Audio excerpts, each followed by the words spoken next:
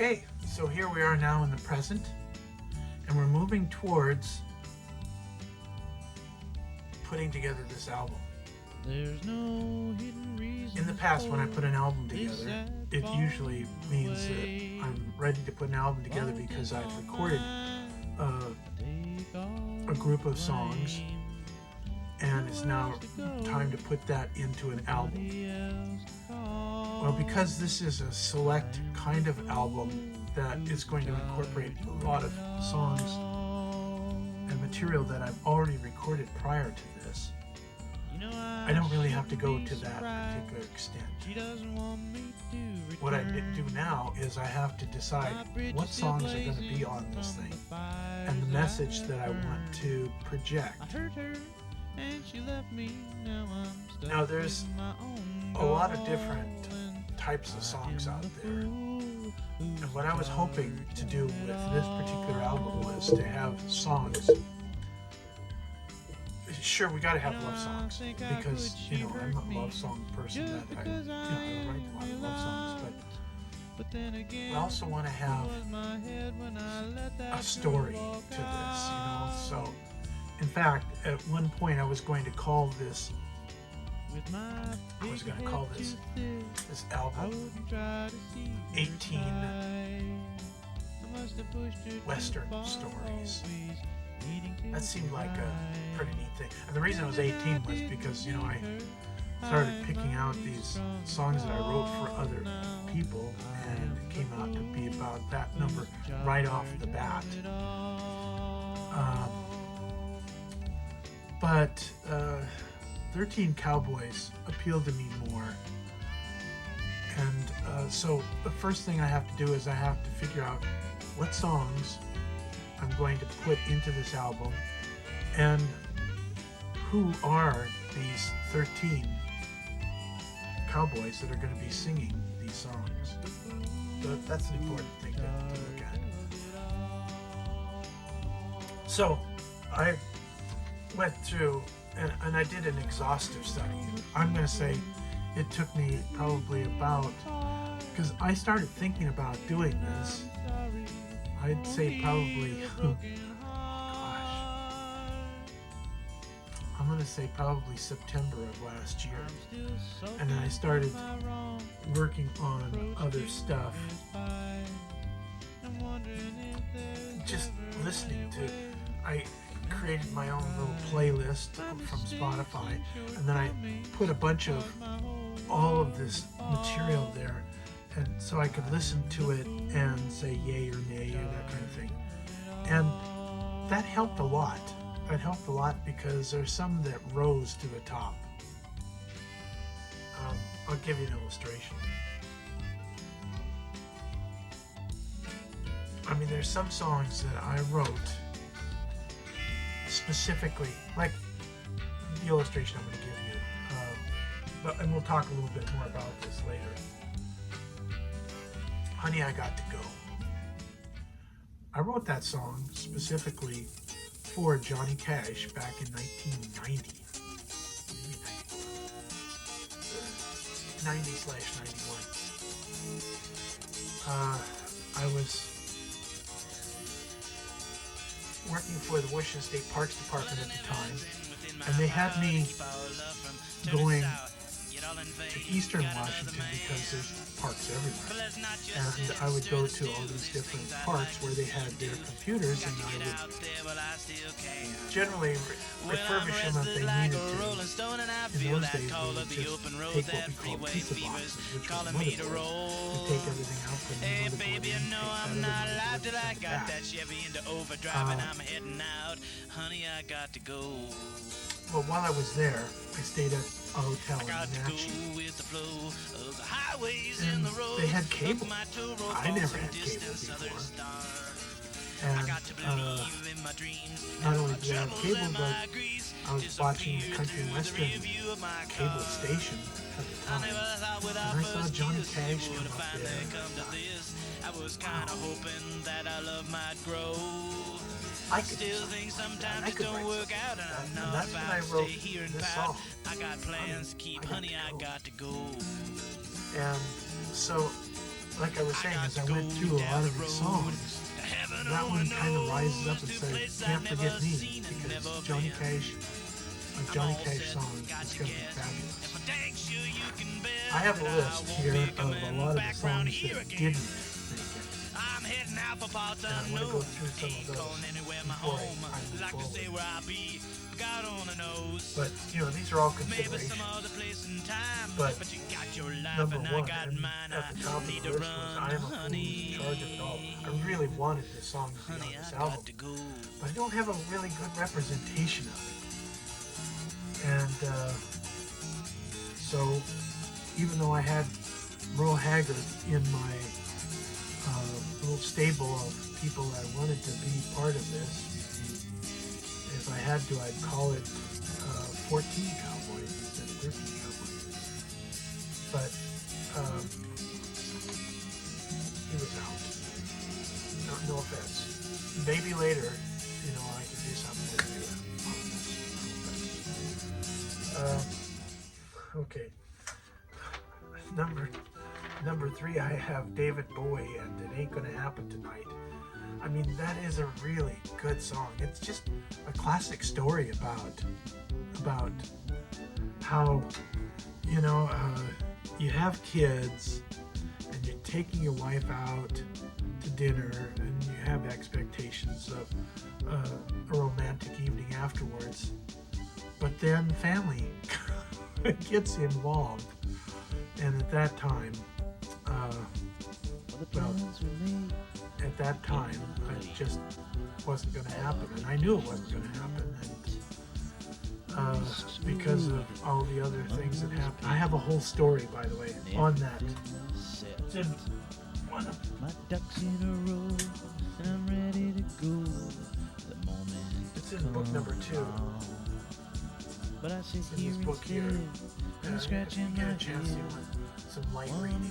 This is basically a book that talks about the poetry that's, or the lyrics of each of the songs, and then it also talks about why I wrote it, when I wrote it. There's side notes that go along with it, and some of the side notes are more entertaining than the rest of it, but basic memoirs of an invisible songwriter, which is another moniker for me. I had a song that I wanted to include in this thing here, and I'd gotten to a point where I felt like I'd gotten most of the songs that I wanted, and then I realized that song that I wanted to put in that position could be misconstrued politically, and I didn't want to have anything to do with being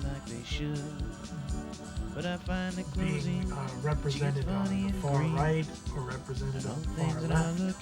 This was just a simple song that I wrote because we were going through some difficult things in the early 90s. And, anyways, in the 70s actually, most of that stuff was happening in the 70s. But I digress. So because I took that out, I had to put something else in its place, or I was going to change the number. And I had "Back to the Grind," which is a really excellent song. I was going to have Huey Lewis do that one because, first off, it's got a dynamite harmonica piece, but it's just something that when I was doing this song, I was thinking, I'm Huey Lewis doing this song, because it's just that close to his signature stuff. It looks like a long road ahead. My dad really wanted Roger Miller to do that song. One Day at a Time with Marie Osmond. I wrote that song back in the 80s, and I even went to one of her concerts that was being held over in Lacey. And I had a cassette, I had all my information, and I had the lyrics to the song, and I had it all in a little package deal in an envelope. And try and imagine this, she's got a gracious smile, and But just imagine this,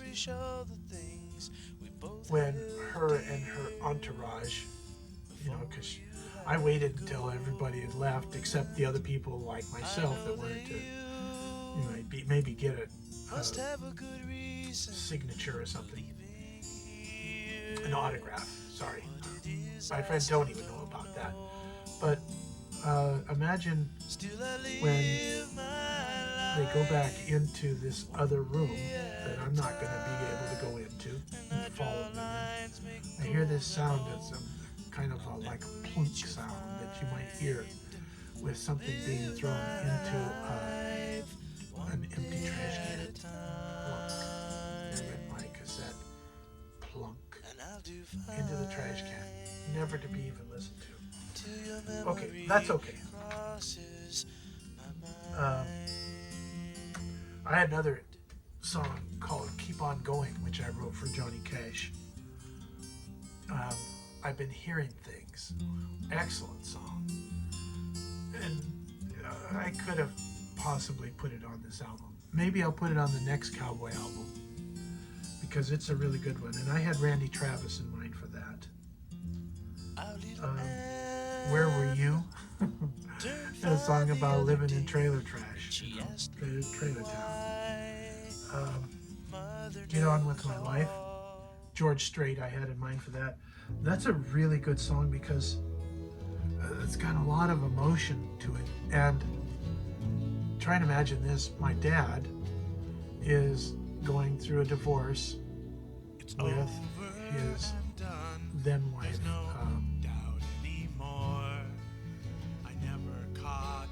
Inez, sorry, no, I didn't really get this. And as he's talking, I'm on the phone, and he's talking from Oregon, he's down in Aurora, and I'm up here in Olympia, and he's talking on the phone, and the stuff that he was saying was so heartbreaking. I just started writing it down, and I mean, literally, the lyrics to this song are the things that he was saying to me over the phone. I guess I just gotta get up, get out, get on. Really good song. I want to go home. I wrote that in the 80s. I was in Florida. Jacksonville to be precise. I was working as a draftsman, designer. That was the name they gave me. They were supposed to pay for my family to move from Olympia to Jacksonville, and they were supposed to pay me a certain amount of money. Now, they didn't pay me that amount of money, but I kind of figured that they were going to give me like a 6-month thing, and then they paid more. But then it came out that they weren't going to move my family, and there was no way I was going to be able to afford, even back in 1982, to be able to move my family from here to there. So I stayed on there for a little while longer, and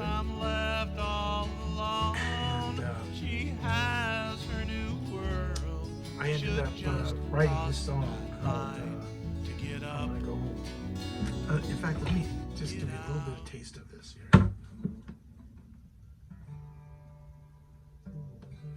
So far away from what I know and love. And I thought of Bonnie Raitt doing this song because, well, she's got such a fabulous voice, and I think she could have done justice to this. So far away from all I know and love, the distance only makes it harder to think of.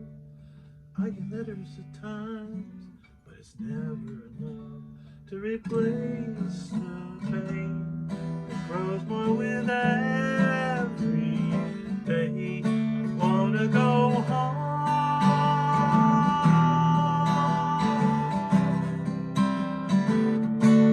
I need to go home.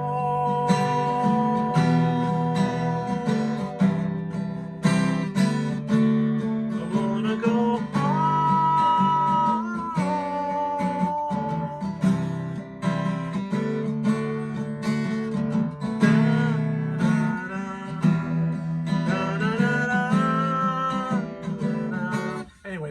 nice song. Nice, interesting song. Tumbleweed, I talked about this already. I wrote that with Kenny Rogers in mind. I wrote a song called Lonesome Cowboy, but I've never really recorded it. I don't think I've ever recorded it, period. But I had Willie Nelson in mind for that. Alan Jackson for You're Still There. You're still there. I got a whole story about that song, but when that was written, I think in 1985. Dream Your Troubles to Sleep was a 4-part harmony song that I wrote for kids, my kids as a matter of fact, and I had Alabama because they had such a nice blend of sound.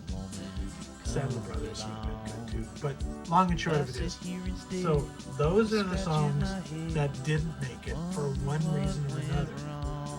Next time, we're going to talk about the songs that did make it. And we're also going to talk about a little bit about how I'm planning on making this thing happen. So I've gone over 15 minutes again, and I'm so sorry. But, you know, I don't work off of a script per se, so we'll let you go. Thanks. And wait, thanks for listening to this and watching this, and hopefully you're going to get something out of it. And if you decide that you're going to put together an album because of some material that you have, maybe this will help. And maybe not. I don't know. Thanks. Bye.